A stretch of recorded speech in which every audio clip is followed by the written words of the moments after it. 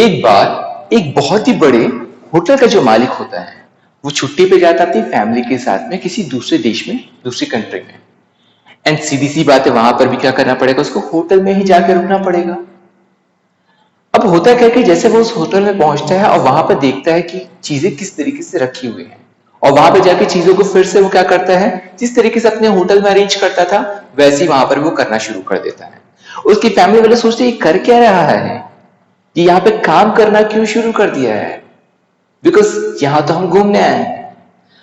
But because वो एक hotel का मैनेजर है या फिर होटल का मालिक है, इस नाम से उसके लिए ये होटल भी क्या हो जा रहा है, एक वर्क प्लेस की तरह हो जा रहा है, जहां पे वो खुद ये भूल गया है कि इसको किस तरीके से बिहेव करना है।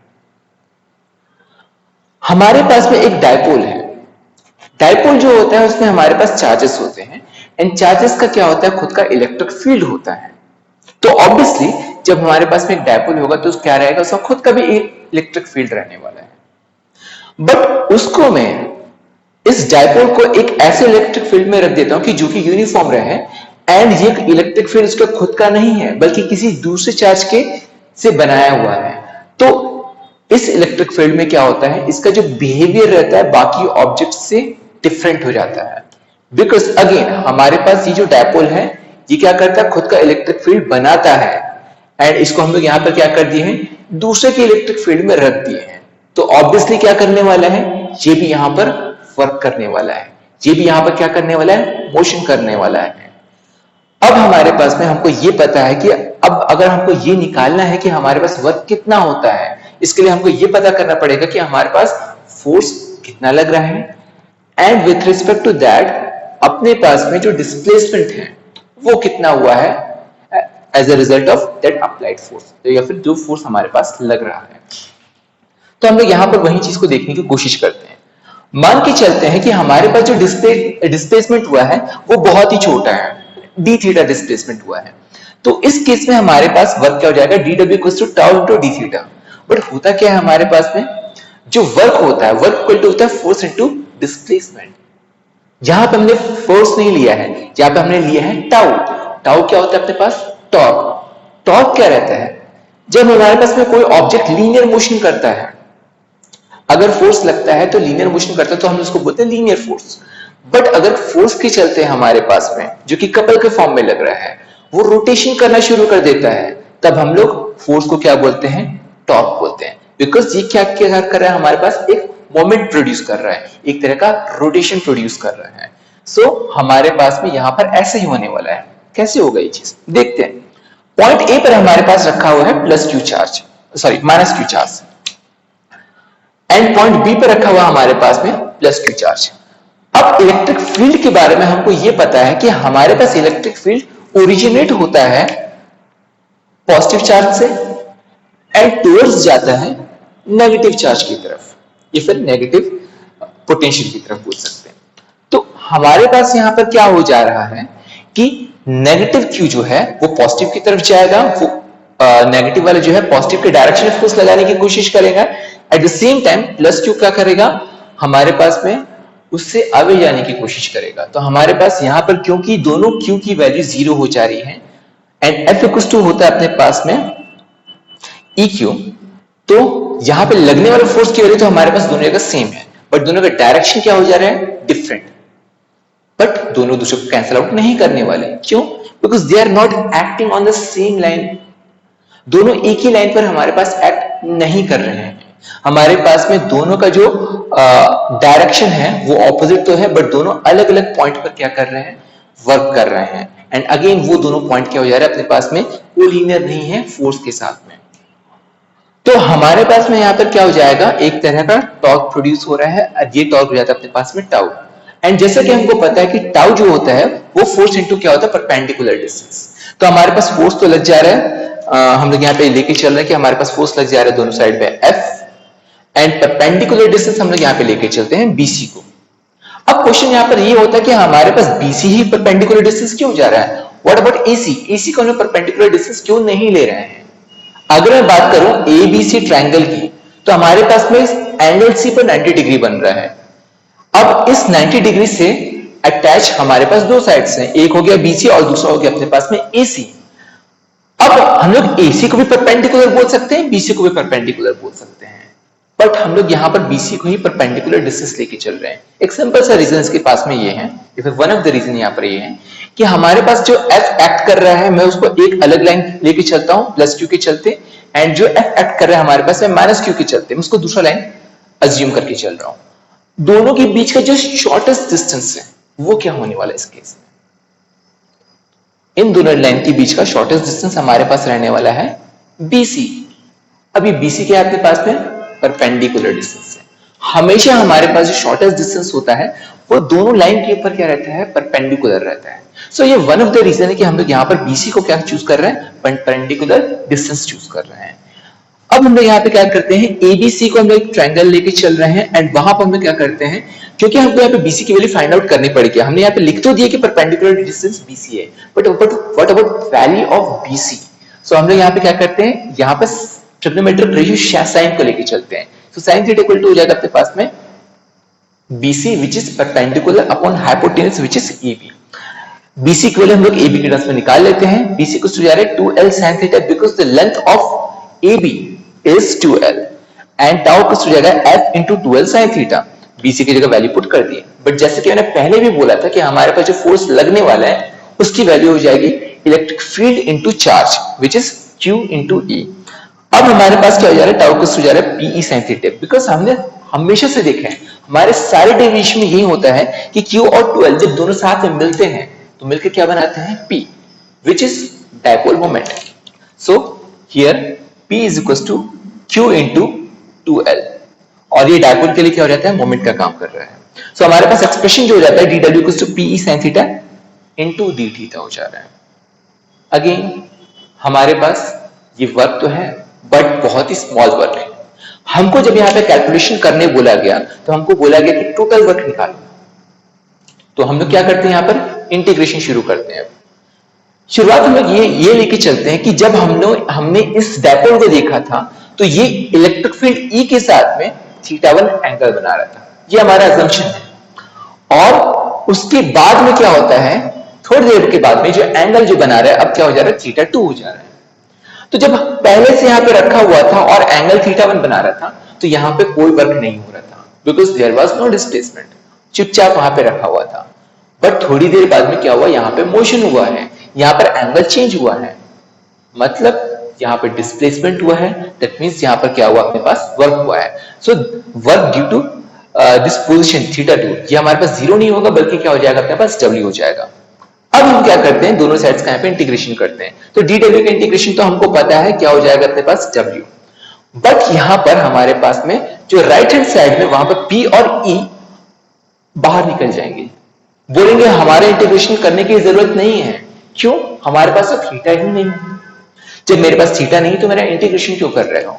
तो P बाहर निकल गया और E भी निकल गया।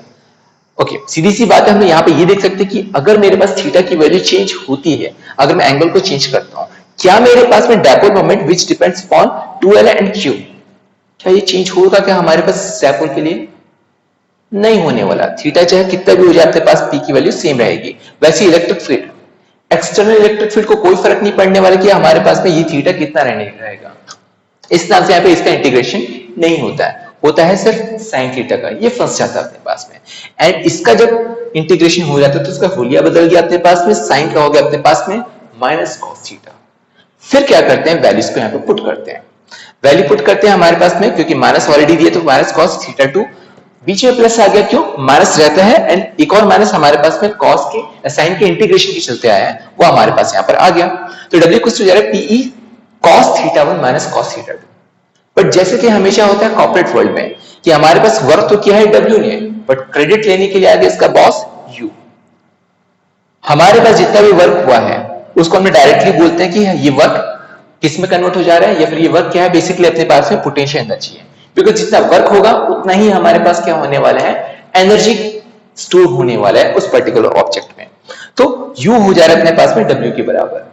बट इतने से इसका मन नहीं भरा, फिर क्या करता है, बोलता नहीं अब हमको क्या करना है, कुछ चेंजेस करने हैं। यहाँ पर θ1 की वैल्यू क्या करता है, यहाँ पर π/2 हम लोग यहाँ पे लेके चलते हैं, θ2 की जगह पर थीटा लेके चलते हैं। तो हमने यहाँ पे ये लेके चलना है।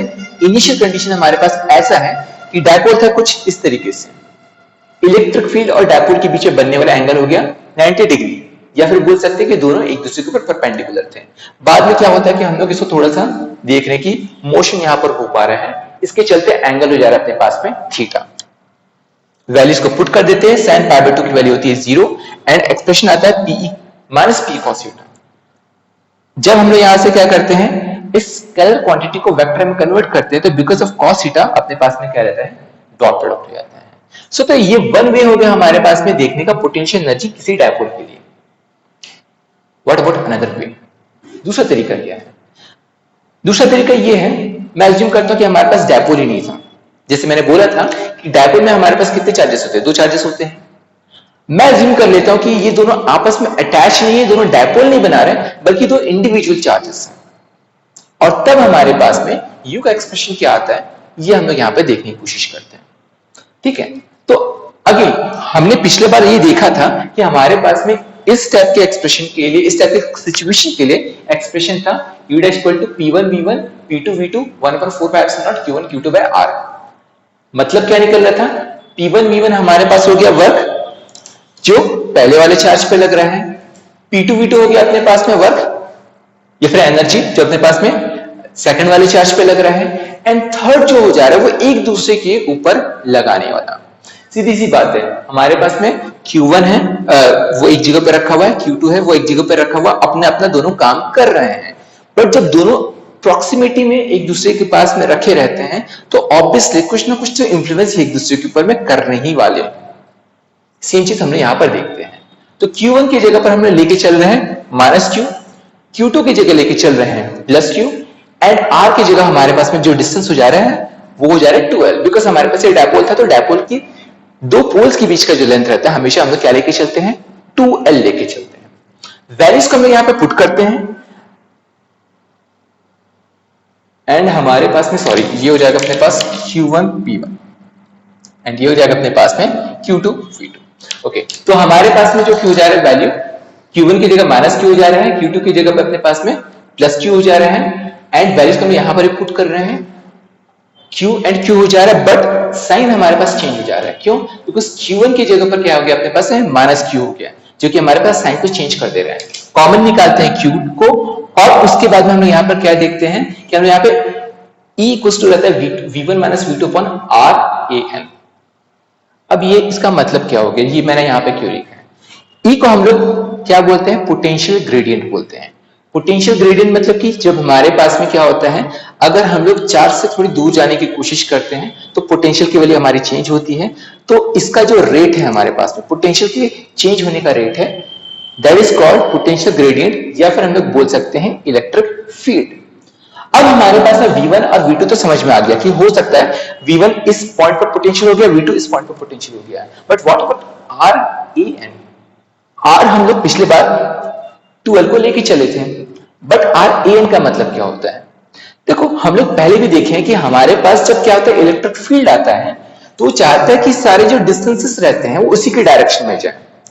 सेम चीज हम लोग यहां पर भी कर रहे हैं। हमारे पास जो इलेक्ट्रिक फील्ड है इसके अलावा हम लोग क्या कर रहे हैं, एक डिस्टेंस लेने की कोशिश कर रहे हैं हम लोग। जैसे कि मैंने बोला व्हाट इज इलेक्ट्रिक फील्ड, हमारे पोटेंशियल के चेंज होने का एक रेट है।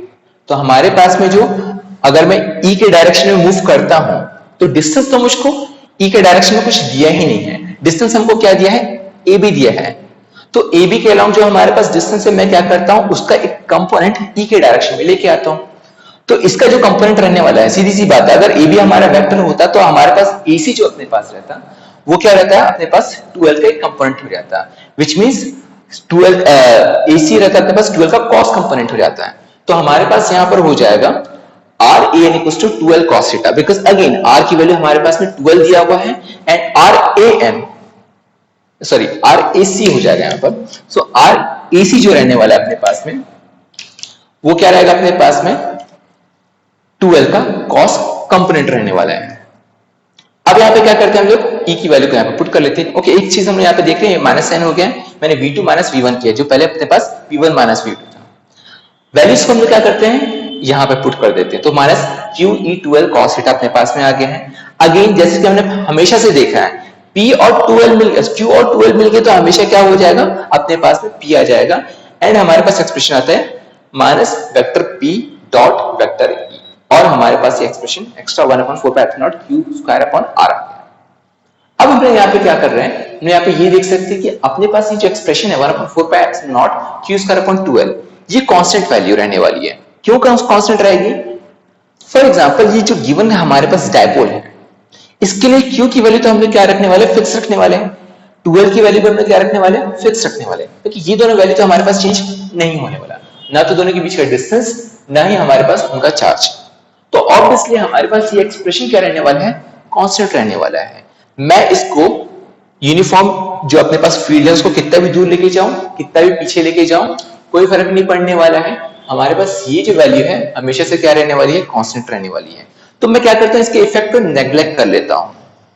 तो हमारे पास क्या रहने वाला है, u dash equals to minus p into vector p into vector e। तो हमारे पास क्या हो जा रहा है, ये दो अलग अलग मेथड है, बट दोनों मेथड का हमारे पास रिजल्ट क्या आ रहा है, जस्ट सेम आ जा रहा है, which is u equals to minus vector p dot vector